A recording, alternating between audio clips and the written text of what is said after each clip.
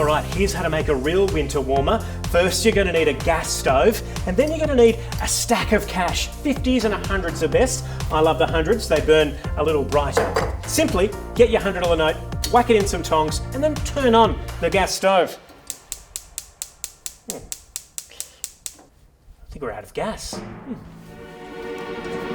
If you listen to gas corporations in Australian media, you could be forgiven for thinking that we're all going to go cold or broke or disappoint our parents because we just don't have enough gas. And many of the solutions in Australian media, particularly by those outlets that are owned by mining companies, is to drill for more gas. Here's the thing. Australia has so much gas, it's actually one of the gassiest producers of gas in the world. We're right up there with the United States of America, Saudi Arabia, and Qatar. Australia is essentially gasophile Dundee. So, why is it so expensive? Well, 80% of the gas Australia produces goes straight to the exporter, and the biggest consumer of gas in Australia, get this, is the gas corporations themselves. Turns out it takes a lot of gas to turn gas from the ground into liquid gas so we can export it on a boat overseas powered by another fossil fuel, oil. By the way, if you have liquid gas, you should see a doctor. And when it comes to supplying the domestic market, gas corporations have all the same similar sob stories. Oh, whoopsie, we're all out of gas. Oh, yeah, we keep sending all of it to Asia. All of it, all the time. And there's just nothing left except for all these super profits. Oh, bummer. I guess we'll have to frack the Beetaloo Basin, or else. Or else? Was that a threat? Oh, no, nothing like that. I'm just saying, nice UNESCO World Heritage worthy sites you got there. It would be a real shame if someone were to exploit them. Yeah, that's a threat. Gas corporations don't care about Australians because of the 10 LNG projects in Australia, 4 are owned by overseas interests, and 6 have Australian ownership of between 2 and 16%. That's tiny. You can't even tell there's any Australian stuff in there. Do you really think these gas corporations actually care about Australians and how hot our showers are?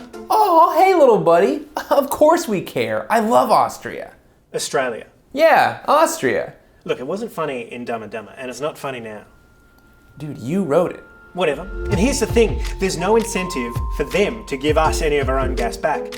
Over the past 7 years, 5 of Australia's largest gas companies made $138 billion in revenue. $138 billion! That is a lot of money. And how much tax did they pay on that? Oh, nothing. Zip, nada, zilch. Or as you would say in Austria, 9, mate. Oh, yeah. Oh, well, they may not pay tax, but you sure as hell give them your tax. The federal government gave the oil and gas sector $976 million in public subsidies last year. You know what they always say? You gotta spend money to lose money. And the biggest losers in this game are you and me. Things have gotten so bad that the gas industry is building LNG import terminals right over there. Yeah, you heard that correctly. Australia might have to re-import its own gas from Asia because Australia can't send it to Australia. Let that sink in. Like that boat over there. You okay? They're fine.